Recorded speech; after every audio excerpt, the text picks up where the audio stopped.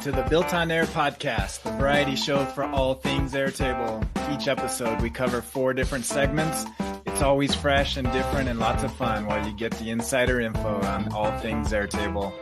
Our hosts and guests are some of the most senior experts in the Airtable community. Join us live each week on our YouTube channel every Tuesday at 11 a.m. Eastern and join our active community at BuiltOnAir.com/join.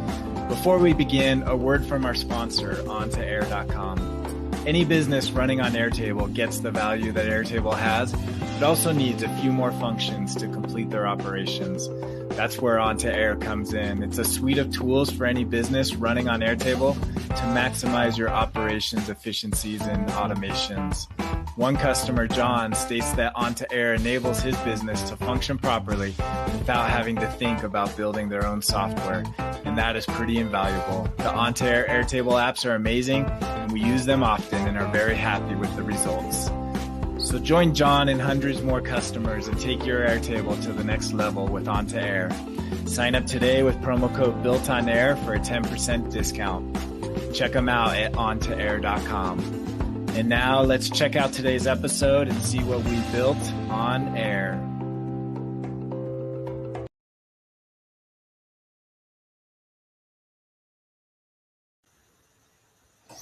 Welcome back to the Built on Air podcast. This is episode 4 of season 15. Good to be with you.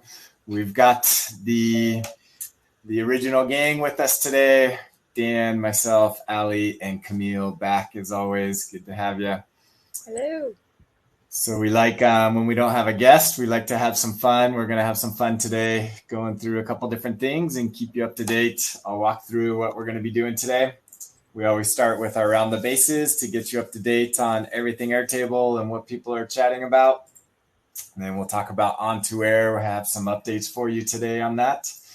And then we're going to talk about automations, how to put a pause in your automation if needed. And we'll talk about that use case. And we're going to revisit Webclipper. I think I did this a while back, but it wasn't working. And so I've always wanted to revisit it. This is my favorite app that I use. And so it's worth talking about again. And then a shout out to our community. And then we're going to end with something we don't do very often, but it's always fun. Air chefs, Alli and Kamille, are going to go head to head. I'm going to give them a challenge. Actually just gave it to them, and they'll be working on it throughout the show. And then we'll come together at the end, and they're going to show off what they built in just a few minutes. So that will be fun. All right, with our Around the Bases, let's see what we've got going on. Saw on X or Twitter, Airtable announced a new feature alert and list views in your interfaces. And I believe there's also a link to them talking about it, but I'll show this quick little video so you can kind of see it in action. So if you're using the list view, you can now add groupings. That's really nice. That was something I think that was sorely missed when it first came out. Seemed to be replaced by the hierarchy option, which now you can do both, which is really nice. The hierarchy required there to be a linked record between the two groups of information, and that's also really nice because you can display data from 2 different tables. But now you can simply just group the records on the same table, which is what you could do with every other grid view. So yeah, really nice. Yeah. You can do this in the data layer with list views or no? It can. I feel like, I don't know. It'd be weird if you couldn't. Let's test. Yeah, let's try it. I hope so. I love that Airtable's consistent about their rollouts, but we all know that doesn't always happen. You can. Yeah. You can. I just tested. Great. Yeah, it'd have been really weird if you could. Yeah. So my comment there, I asked if they were planning on allowing you to expand all and collapse all the groups, because right now if you right click it, sort of nothing happens, and they're saying that there's something that they're working on. So that's nice because you could do that with grid views, and so it just I'm working with a lot of data nowadays. Great that I can group, and soon I'll be able to sort of collapse everything down, which is awesome. Very nice. Yeah, good stuff. Something. So yeah, that's. Oh, go ahead. No, my bad. I was just going to say something a client pointed out to me the other day that I actually hadn't realized is, and maybe it's not in the list view that is an issue, but in the grid view on interfaces, it doesn't freeze the panes like it does in the database. So when you scroll up and down on the list or on a grid, you still see the header at the very top. But in interfaces, that does not happen. Oh, wow. Which is a little frustrating because people are like, wait, what am I looking at? Yeah. Right now, my number one sort of complaint with interfaces, and this includes the new detail pages, is being able to see enough stuff at a single moment and not having freezing of the, what the column names are. That's a problem. If you have a grid on a newer detail page, you can't freeze additional columns because it thinks you want to drag the whole section.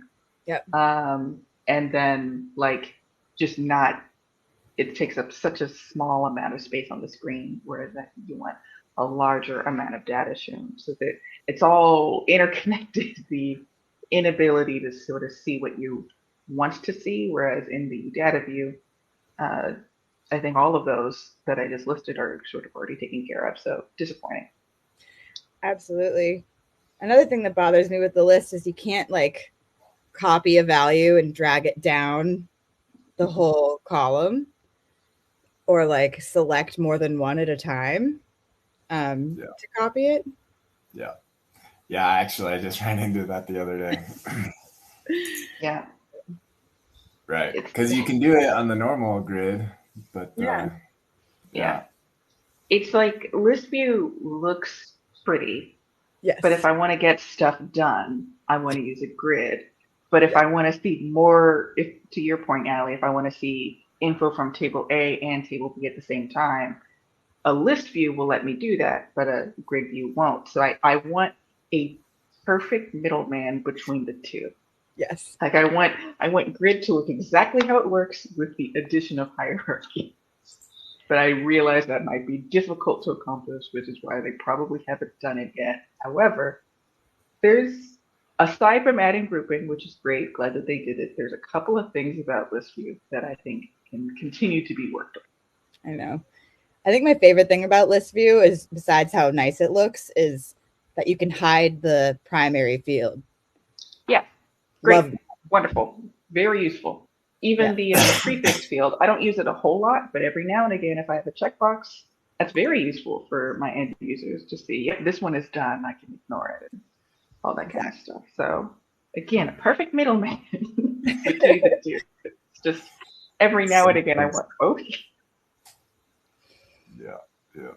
So close. All right, we'll move on. Next one also comes from the Airtable community. Friend of the show, Kavan, posted this. This is just kind of informational. I thought it was good. We're sharing if you're using Airtable as a digital asset management tool. They have a blog post. I don't know if this is a recent one. I think it's been around for a while. Oh, no, it is new. Okay. Yeah. So it's like 3 days ago. Yep. Yeah, so a blog post on how to use Airtable as a DAM, stands for Digital Asset Management.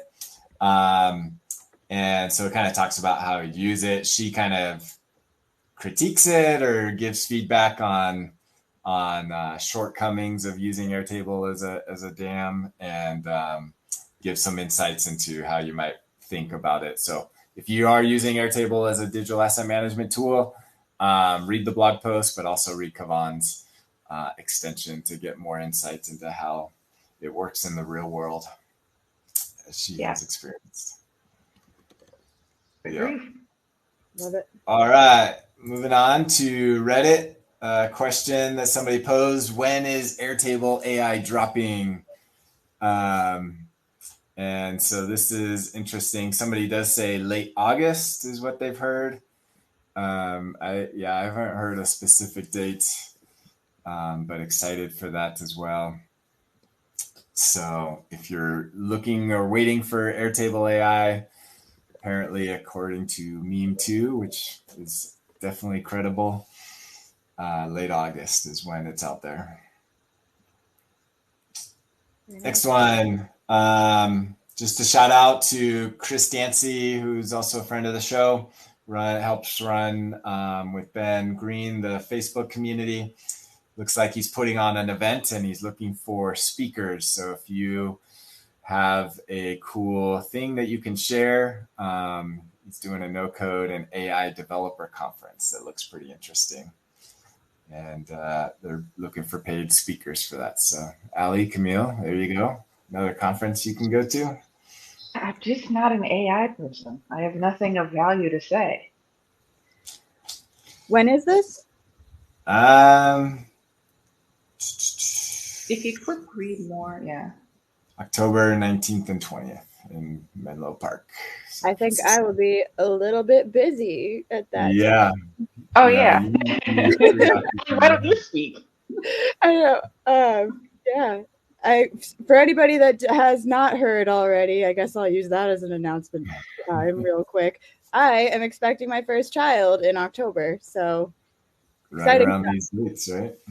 Yeah, so won't be able to speak at the conference, but I wish everybody the best of luck and hope they have a great time. Yep. So that makes your decision easy. Yeah. All right, next one. Okay, this is on the table forums, air.tableforums.com. Good conversation there. This is always worth bringing up. I think, obviously we're Airtable fans, but there's definitely other options, other solutions out there. And I think it's good to be aware of what the alternatives are. This is a really good thread on the Table Forums site about Smart Suite, which is a probably as close of a direct competitor as there is out there to Airtable, in my perspective. And this is actually somebody, Avi, who I've actually met, is just kind of, making it aware to the community. I think he got Scott's permission to share this, but good conversation of the good and bad of Airtable and how it compares to Smart Suite. So if you're looking for an alternative or you want to see what else is out there, this is a good thread to read up on and see if it's worth. And it looks like they have like an import tool, or they're coming out with an import tool from Airtable. So that's out there.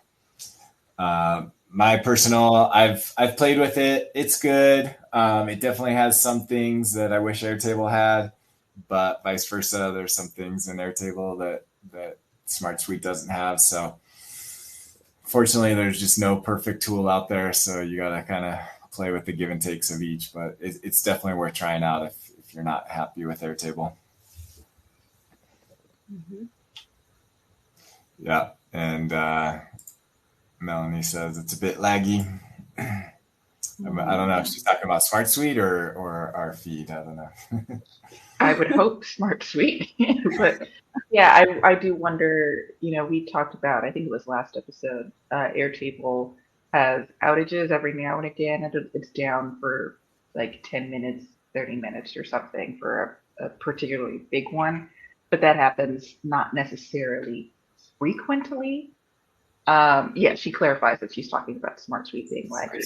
I wonder if for Smart Suite, I haven't used it with for a long extended period of time for me to notice. I do wonder, is it like every day it feels laggy, or is it like Airtable where it has, some downtime where ideally it would have none? But I do wonder, like, how laggy is it? Because that would annoy me, especially if I'm rebuilding a bunch of systems and I'm in it and doing a lot of constructing work.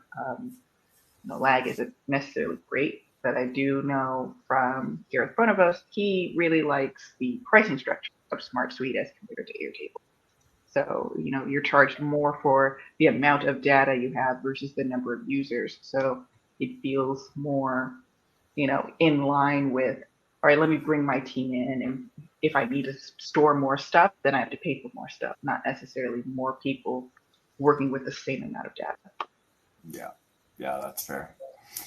Yeah, and I think it's good to talk about it because it's only going to make Airtable better, because if they feel the heat of people leaving their product for Smart Suite, then they'll address the reasons. Hopefully they'll address the reasons that people are leaving. So competition is good. But it is crazy to think that they started in 2022, so they've only been around a year and a half or so. And they have definitely cranked out a ton of features. So yeah, they are pushing out stuff. All right, there's Smart Suite. What else we got? Also from the table forums. This was kind of a question. I think we've talked about this in the past. Airtable is planning to remove element-based interfaces.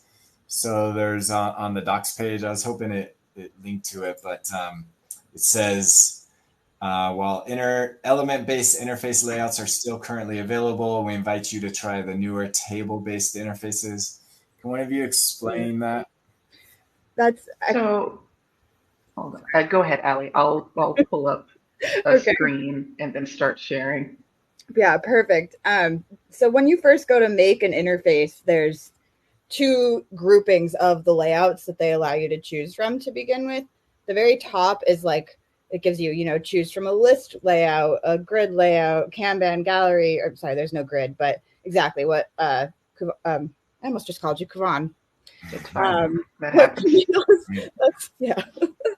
What Kamille was just pointing out there, those are the table-based layouts. So when you pick one of those, you can't actually drag additional elements onto the page, which is something that drives me absolutely insane.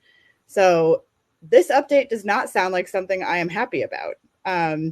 Whereas the bottom that Camille's pointing out now, those are all the element-based layouts, and they're very customizable. You can drag lists, galleries, calendars, timelines onto those pages, in addition to other elements like custom text, divider lines, numbers, all sorts of things to summarize your data and make it look pretty, which in my opinion is far superior to the table-based layouts. However, there are things you can do in the table-based layouts that you can't do in the element-based layouts, a lot of which Kamille pointed out during her review on the detail pages last week. You can now do some of those things in the detail pages, like have action buttons and different tab layouts. Yeah. So this is another example of like, I want a happy medium. Like I use the full screen calendar, timeline, and list. Grid isn't an option, but I use the full screen like list all the time as like one of the first interface pages that my team sees, because it's like, here's all of your projects, click into a project to get more information, right? I like that I can see a bunch of stuff at once. However, sometimes, like for it, given this example, right, you have a video tracker, all of your list of videos. What if I just want a little description that says, this thing is filtered by X, Y, and Z, or make sure that you fill out this information, blah, blah, blah, blah, blah. You can't put a description anywhere on this page, to Alli's point, which would be real easy in something like any of these pre-made old views or blank, right? You just design it from scratch. But I'd be able to bring in a text component that says, here's what you got to do to fill it off. I want a happy medium. I want to see a bunch of stuff at once. And sometimes I bring this up a lot, but like you can't take away charts. Like, I know that they're very rudimentary. They don't do a lot of what I want them to do now. And I believe we've gone at length about how charts in Airtable are pretty like bare bones basic, but you can't take them away. No. Like, I can't imagine having interfaces be originally a replacement of dashboards in the data view, and then now it's just sort of a pretty way to look at stuff, right? But not getting any sort of detail. I think you'd be losing that entirely if you go with just these as they're presented today. If you keep this and then add a section on it that I can add a chart, add description, add numbers or any of the other element types that are not currently available for them, then that would feel like a happy medium. But like as it is, no, I want both. They have different use cases entirely, and I'm not gonna miss the drag and drop system that is currently in place now. I think it's finicky and weird. A lot of people have trouble. If you have essential tremors in your hands, good luck. I'm sorry, but it's not a good system for moving stuff on the page. It's the ability to have that stuff on the page, I think, is the critical piece that would be missing. I don't care how you let me do it, but I need to be able to do this. Yeah, exactly. I need a combination. I need to be able to, like, what if I want a summary at the top of the numbers? Yeah. Like, or a description, like you said. We want a happy medium. I totally agree. Yeah. All of them should just be templates, starting templates, and then you go from there. Mm-hmm. And before I forget, this thing, the record review, this element type that only exists in this template and has never made its way into anything else, you can't take that away. Yeah. Because no other element meets this criteria. Everything on like this right-hand page it feels like it's a detail page right before detail pages were a thing. This was all you had. You select one project and then you place individual elements that are details of that project you had. But for all other things, including this one, what if I don't want to see a whole bunch of stuff? I only need the name of the project and all of the details I want pulled up on a detail page. Right now, there's not a good parallel for that because it takes up only a little bit of your space or the entire screen where you want to flip through multiple projects. So losing record review in particular, I would be extraordinarily upset about. So same. That's probably the one I use the most. It's great. It's the only. It is bizarre to me that it's like they this was there when interfaces launched, if I'm remembering correctly. They built like a pretty dang useful component and then never used it again. I think that's so bizarre. So decision making is odd sometimes. Yeah. Absolutely. Yep. So according to this, it says while they are still currently available, which you could imply means they may not be in the future. We invite you to try the new ones. So we need an answer, Airtable. What does this mean? Yeah, if I were to interpret that sentence, it sounds like they're going to remove them as selectable options when you create a new one at some point. I don't necessarily know if they're like going to delete or convert any pages you already built, but it seems like they're planning to take away the ability to create new ones. However, if that's the case, you got to bring that functionality. I don't want to lose that functionality. Yeah. I really don't. Yeah, let's hope not. All right, moving on. Going to the BuiltOnAir Slack community. Refresh here. Let's see what we've got. Okay, this is a good question. So Heather's asking, this filter is not working. I want to see records where a formula field contains air or any part of the word air, but the filter doesn't seem to be reading that. So this is a good reminder of if your formula is saying air, it's not the actual output of the formula itself. Like so you can't use that for filtering or formulas or something. So it behaves differently, the error message. Yeah. Yeah, and Mecca answers that. Mm-hmm. So, yeah, the real question is, what is actually causing it? But I think that's interesting to point out. She was trying to filter and show only ones. So you could use the is error. I guess you could use is error if you wanted to figure out a way to filter ones that have an error.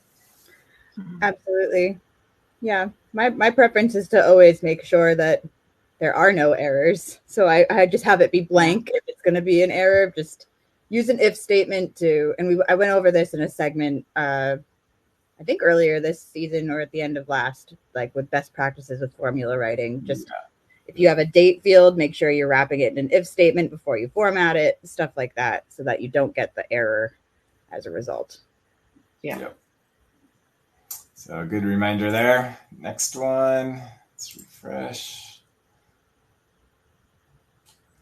Okay, this is a show and tell. Retriggering automations for when record enters view. So I often use a view to fire off automations. This is from Russell. It means I can open that view and monitor as the records are processed and then leave the view when they're done. But sometimes this data changes quickly and automation actually needs to fire again, but because it didn't leave the view after the first run, it's stuck there. For these types of view triggered automation, add a field to decide whether they should fire right now or wait. So this is good. Good discussion, and I knew Kavan would jump in. I know she has strong opinions on the now functionality. Me too.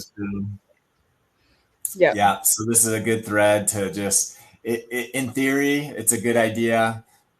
Just be careful about doing things like this. You want to talk about that?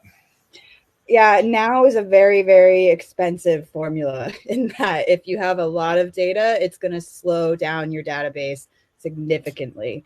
It has to reevaluate itself. It doesn't actually happen instantly. It happens, I think, every 10 to 15 minutes or so, maybe every 5 minutes. But every time that happens, it needs to go through every single record in that table and reevaluate. And then any formulas that are driven off of that also need to reevaluate. So it can cause a significant amount of lag. My other thing is I get like the triggering off of a record in a view, I find a lot less secure because you can really easily accidentally forget you're on that view and change the filters. So what I like to do is I always use when a record matches conditions, because that's far less likely for somebody to mess with and accidentally change. You can still create a view with the conditions that match. So you can still watch them as they trigger and leave and enter. But you're not relying on those filters staying the same, especially if you're sharing a database with other people, or if you're very forgetful like me and forget that that's the view that your automation is watching. Those are my 2 cents. Yeah, sorry, Dan. Just yesterday, I was dealing with an automation that, end user said it's not working because it's a daily digest. It gives them the same information every time, and the automation that created the information that goes into the digest was working perfectly fine, but the automation that sent out the digest was looking at a view who had its filters changed. So it was basically every record in the table got sent every single day. And that's why it didn't seem like anything was working. So, yeah. Exactly. Freshly reminded that sometimes using a view is not stable. Yeah. And if you do need to use a view, like sometimes if you're looking like that exact automation that Kamille's talking about, where you have to find the records in a view, which is the only way to have them sorted the way that you want them sorted, unfortunately. Best practice is to lock it down, make sure it's locked, and put a little description saying an automation is watching this view to deter yourself and other people from accidentally changing the filters. Yeah. Or if you trust yourself and no one else, make it your personal view so it hides from everyone else. Yes. But to Russell's point, this is a good way to solve for those odd times where sometimes an automation triggers so fast, it does end up, staying there and not allowing itself to re-trigger. Another option would be maybe to use a cron job. I have certain things that it does involve having two different automations, but I have like one set up when the conditions are met, and then I have another one that runs every 15 minutes to check for any that have lagged or errored, and runs a script to recalculate or readdress those. Okay. There's a question from Alicia. Would there be a way to easily find out if now is being used in any formulas in a base? Great question. I think Airtable can tell you if you pester them enough. That happened for me with an enterprise client, but other than that, I don't think so. I feel like there was one scripting environment that gave you formula text, but I'm not sure that's the case. I don't think there is a secret. There's a backdoor secret if you build a custom extension. But that would be the only way that I'm aware of. Yep. Okay. So there's an undocumented. Okay, that feels weird. It's not even the metadata API? No. I don't think so. It just tells you what fields it references, not. Yep. Well, that's useful, but not, I want the formula text. Yeah. It feels like that'd be easier to do. Just give me the text of the formula. Yeah. Right. Whatever. Yeah, so I guess the answer is not really, unless you want to get into coding in React. Yeah. Which feels like overkill. Yeah. Real quick before we move on, Alli, your idea of using the match on conditions, that essentially, if I remember correctly, that essentially almost works like a hidden view, right? So if it matches the conditions, it'll trigger it, and then if it unmatches and then matches again, it'll re-trigger. Exactly. Yes. Yep. You do have a little bit less control over like compound comparisons. Like in a view, you can say and or in conditional groups and whatnot. With matches conditions, you're limited to either and or, and you can't mix and match. But if you have very simple conditions, then use that one probably. And sometimes I'll just put them all into a formula and then just have my conditions be if this formula is not empty, then trigger. Yep. So. Yeah. All right. Very good. Move on. Little comedy break just because this is too real. Now we'll see who wrote this terrible code. It was myself. Yeah. I love Ben Bailey's comment. I'm in this picture and I don't like it. Yep. I think we can all relate. That's funny. Yes. Yeah. Yes, we can. Very much. Thank you, Justin, for the comedy relief. All right. Okay, Kamille, you found something. Now seeing the ability to insert the URL for a record. Explain yourself. So I can't. I sometimes this happens with Airtable. They'll release a feature and it will slowly roll out like everywhere. Rarely is like a feature available for everyone, every single base all at once. At the time I wrote this, I saw it in one base and then went to a different base in the same workspace, I think, so same plan level and everything, and didn't see it. But what I did see was in an automation, you have the ability to for whatever record triggered your automation, or if you're using a reoccurring list pulled off a list of records, it would originally give you the option to insert the record URL, which would bring you to some view in the base data view. And what I saw was you now had two options, that or a specific detail page in interfaces. So it gave you a list of the detail pages for that table the record originates from, and you'd be able to select between them. So that's useful if you are sending like a digest email, for instance, and the people who have access to those records are only invited to the interface and not the base. Now you can, just send them directly to the record in the interface. So they can actually look at things rather than creating a formula field that inserts the record ID, etc. So I'm not sure if the rollout has progressed since I saw it then. But yeah, it's useful. Yeah. Okay. Very good. All right. Just last one. This one's just kind of more a cool thing.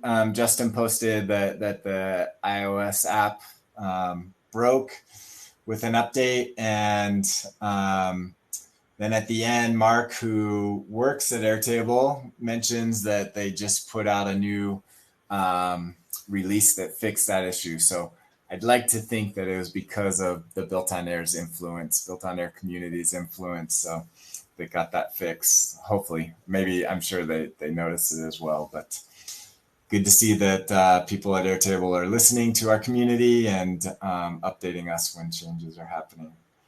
Yeah, because from the sound of it, it was like broken. Like you couldn't open a linked record, which is fairly substantial. So glad that was fixed. Yeah. All right, that concludes our Around the Bases. At this point, Kamille and Alli are going to get busy working. I'm going to take over the show for a bit while they are busily working on their perspective. And so I gave them a base and they're going to review it. I forgot to mention this, but bonus points for interface improvements that you make to it. Unless you weren't going that route. You can go a different route, that's fine. But if you have other ideas, that's cool as well. So they're going to be working on that, and then I'm going to be walking through the next. So next, we're going to talk about OntoAir.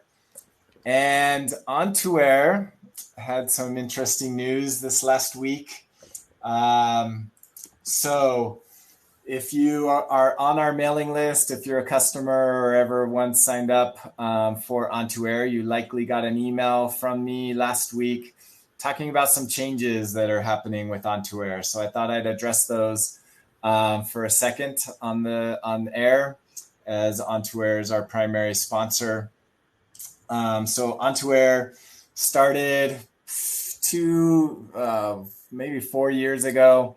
It started inside of Zapier, actually, is where OntoAir started. We had products we had a connector for Airtable that was better than the Zapier connector, and this was before interfaces. And it's evolved a ton over the years. We've launched 6 or 7 different apps. Some of those apps have already been sunsetted because they weren't getting used. But we did have several apps that we had very, very strong customers. But for a variety of reasons, we made a fairly difficult decision. We did not take this lightly, but decided that we needed to focus. We had just too many different strategies and apps pulling us in different directions.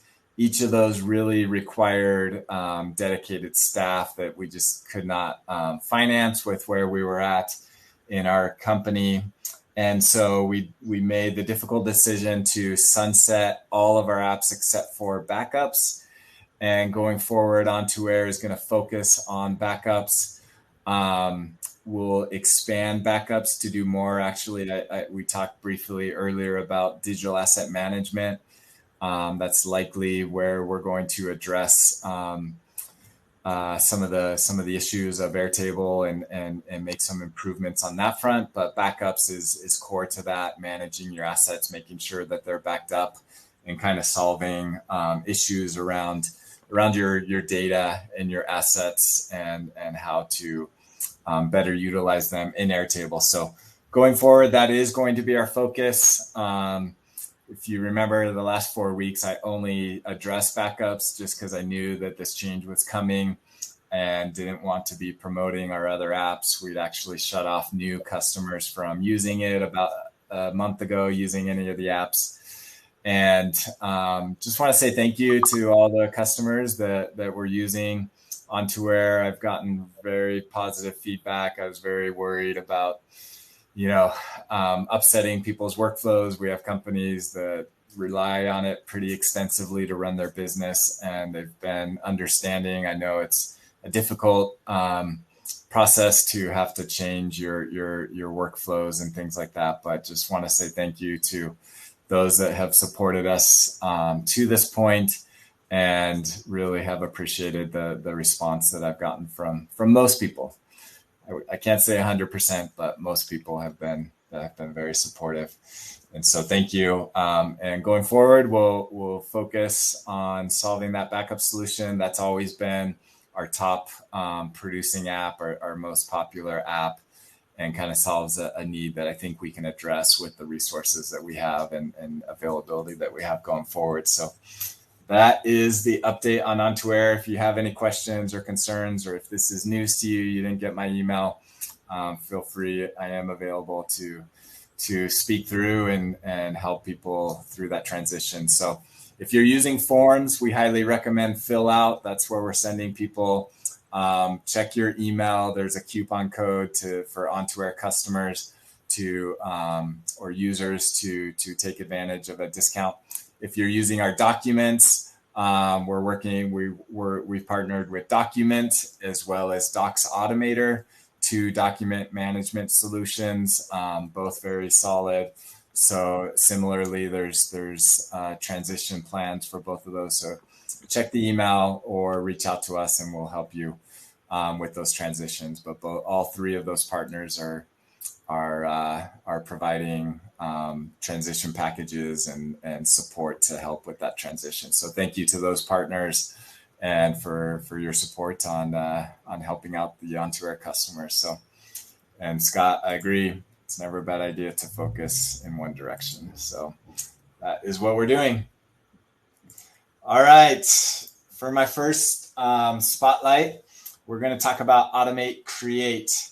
So this comes from actually the BuiltOnAir community. Jackie Money says needs some help, and she puts a loom together. And this isn't so much about what her specific issue is, but it looks like it's related to this issue with attachments, or if you're doing any kind of like document creation. So like if you're using the Google Doc integration within automations, sometimes you need your automation to just wait a minute or a second for the process to end. So if you've ever uploaded an attachment, you have to wait a couple seconds for the attachment to actually be ready. I've used that. And so I'm going to walk through how you can insert a pause into your automation so you can wait and give something time to process or be ready before you're going to move on to do something with it. And so they don't have a built-in pause step. So what we're going to do here is, we have our people table. So this is just a basic example. And we're going to have a form where you're just creating a new person and you're going to upload a headshot of that person. And we want to know the status of that headshot.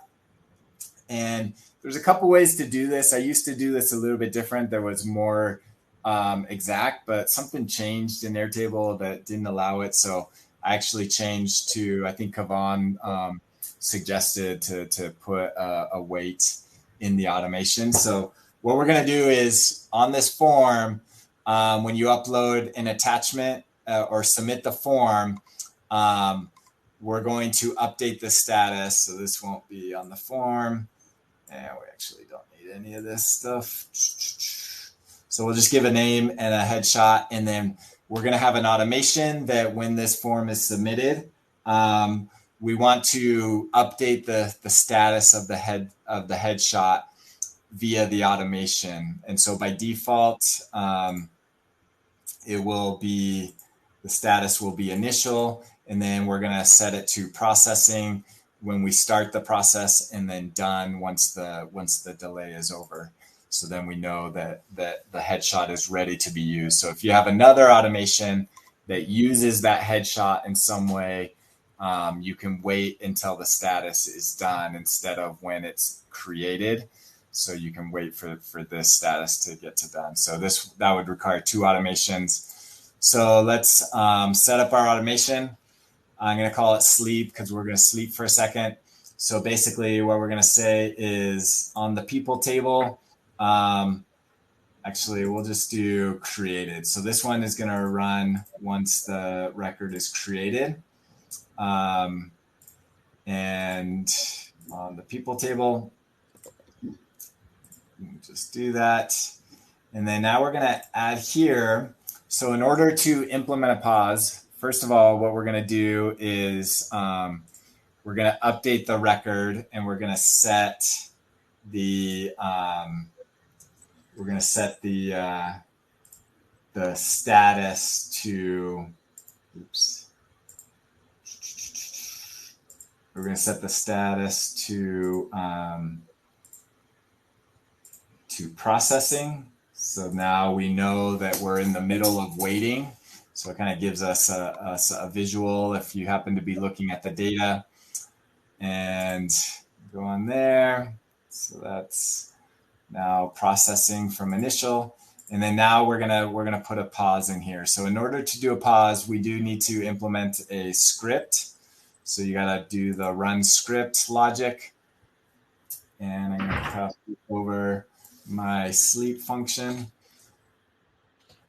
And I'll explain what this does. So it's a fairly simple sleep. So this function right here is, because you can't, this basically actually does, I can't remember why I didn't use asynchronous. Oh, wait, maybe those didn't work in here. But there's a couple ways in JavaScript. Like if you've ever done JavaScript in a browser, there's a set timeout, but you can't use that function inside of here. So I went with this approach, and now I can't remember why I didn't use, there's another way you could do it using promises in JavaScript, but maybe that didn't work, and that's why I needed to do this. So basically, this is not good, like this is not best practice, but I think this is what works. Because this while loop, it runs continually. And so it's actually a do while. So what this means is it's going to update the current date with what the timestamp is now. And if the current date minus the date of when we started is less than the milliseconds, then keep doing this loop. So it basically will sleep. It'll basically be processing for the amount of milliseconds that you pass in to this function. And so milliseconds is 1,000 milliseconds is 1 second. So this right here means we're going to sleep for 10 seconds because it's 10,000 milliseconds.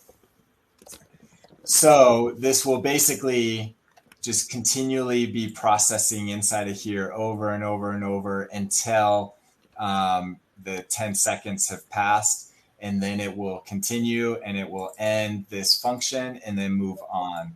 So we're going to just put an output of when we start and then when we end, just to kind of see that it took 10 seconds to process. So if I test that, this will take 10 seconds. This is going to run. And the one thing that I'll say is automation scripts can only run for 30 seconds. So you can't sleep for more than 30 seconds. Otherwise, the automation will stop. And so now you see that took 10 seconds, and we have our start time at 43 seconds and then our end time at 53 seconds. So it worked. So it took 10 seconds for this to run. And so now that step is, now we're going to add one more step to update the record and update the same record ID. And then we're going to just update the status to done. And now that's going to work. So if we turn this on, what we'll see is, and I'm going to just, I'm going to change this. And we're running out of time, so I'm not going to change it. Okay, so I'm going to fill out this form real fast. And we're just going to do a headshot. on file. There we go. Let's do a web shirt. What do I feel like today? I feel like Tom Cruise.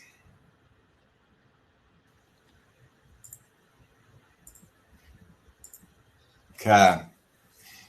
And now when I submit this, and if I go back to the data, let's look at the data. So now it's processing. So this should be processing for 10 seconds. And then it should switch to done after 10 seconds. So that gives enough time for that image to do the conversion. And then there it goes after 10 seconds. So that's how you implement a pause in your automation. So just a little bit of code will make that available.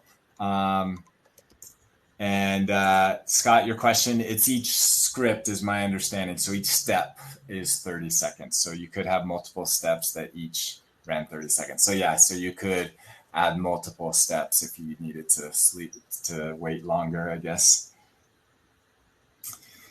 All right, that concludes that one. How are we doing? Are we ready or you need more time? I can do it. I can go on. I could take a minute, talk real briefly on web clipping unless you're ready to go. You want a minute? Maybe 1 minute. Okay, let's talk about Webclipper. Okay, while they're finishing up, Webclipper is the top. It's the extension that I use the most. I use it for this show. I'll show you how I do that. So basically, what it is, you have to install it into your base, and then there's a Chrome extension, and it'll provide you the link to install the Chrome extension. This is what the Chrome extension looks like.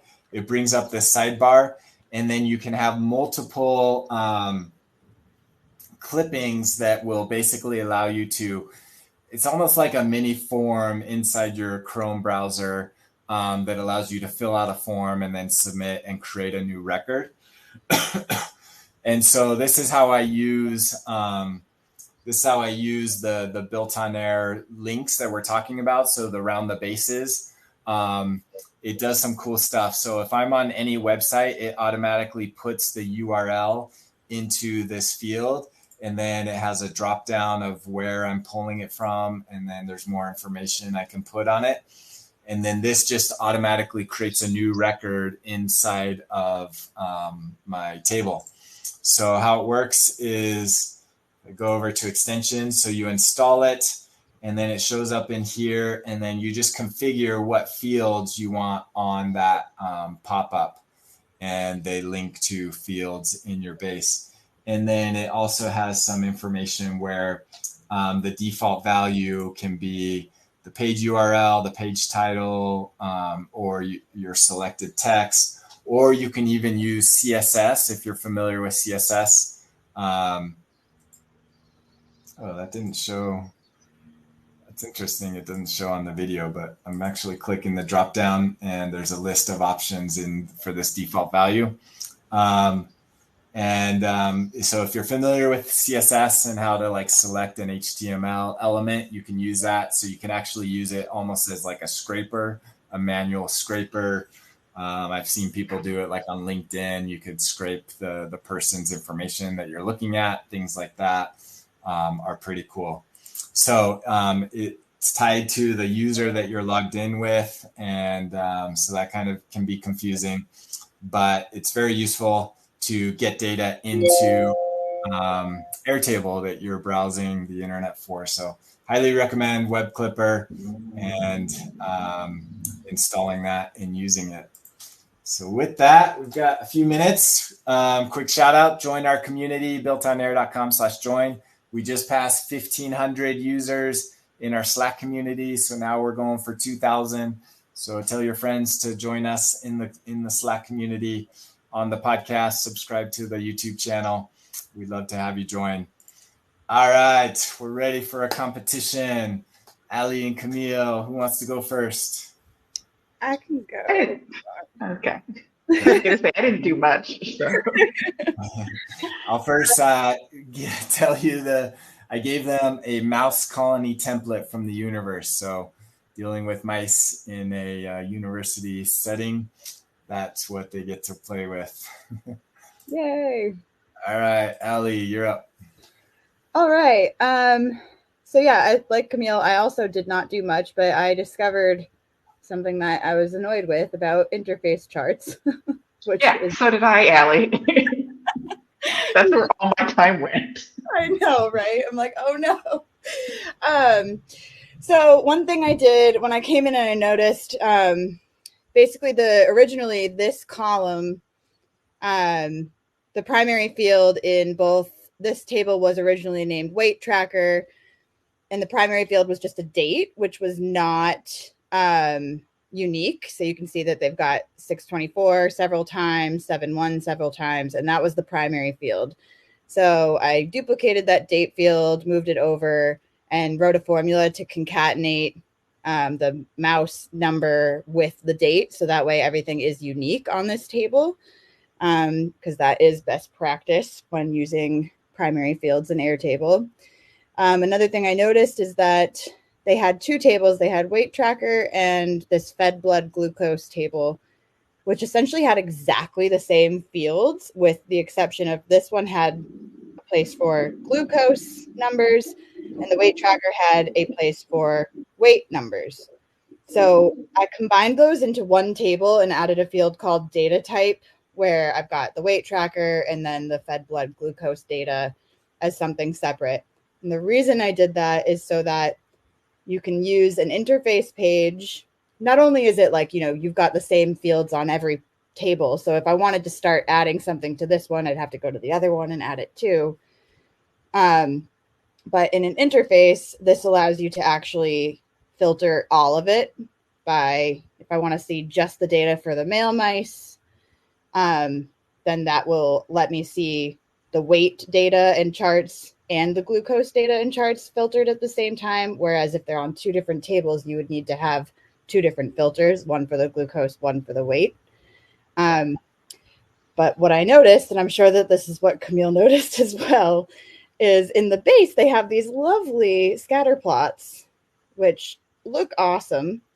And they're grouped by the genotype of the mice. But in the interface, you cannot group a scatter plot. And that is a huge bummer. Another thing that they have is on the glucose ones, they've got the averages, the mean of the glucose. So this would be the average glucose levels per genotype. You can't group a chart that has averages either. So this looks really nice with the pretty colors, but if you want something by the average, you lose the ability to group and everything has to be the same color. So that's where I found my annoyances, but I do like that you can now filter it all at the same time and all the data will change accordingly. That's what I got. Nice. Good insight there. All right, Kamille. So really quickly, something I noticed, there was a checkbox that's just, are they diabetic, in the mice table. And then I didn't combine the tables, but you probably should, based on Alli's observations that they're effectively the same table. I added a couple of different fields to get the roll up of the latest date for any particular mouse, and then a formula that says, is this log the latest output for that particular mouse? And then back in the mice table, I was able to get another field that's saying whether or not, based on the latest data we have available for that mouse, is that mouse diabetic, rather than it just being a regular check mark. And then with more time, you might have an automation that says, when this goes from normal to diabetic, then click this check, and vice versa. So keeping those automated while giving you the ability to check for ones that don't have any logs yet. And then really quickly, I built a using the full screen interface, they don't have a record name for mouse. So I chose people. I thought that was fun. And then something that one might do, laying out all of the information for a particular mouse at a particular time, and then using the linked records for both the glucose and the weight tracker as this is the list view. So it just, like we said earlier, it looks pretty. It's nice and clean.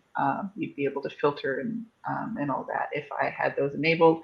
But if you combine the tables like Alli did, you would now be able to group by record type using that field that Alli added. So you'd still be able to do the same thing with slightly less vertical space. So that's all I've got.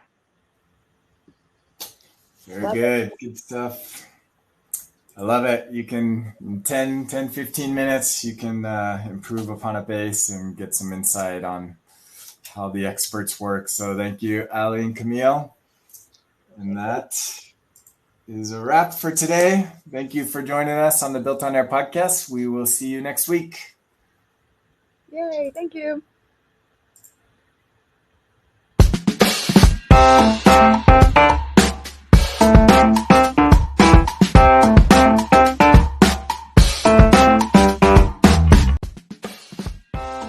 Thank you for joining today's episode. We hope you enjoyed it. Be sure to check out our sponsor, ontoair.com, and we will see you next time on the Built on Air podcast.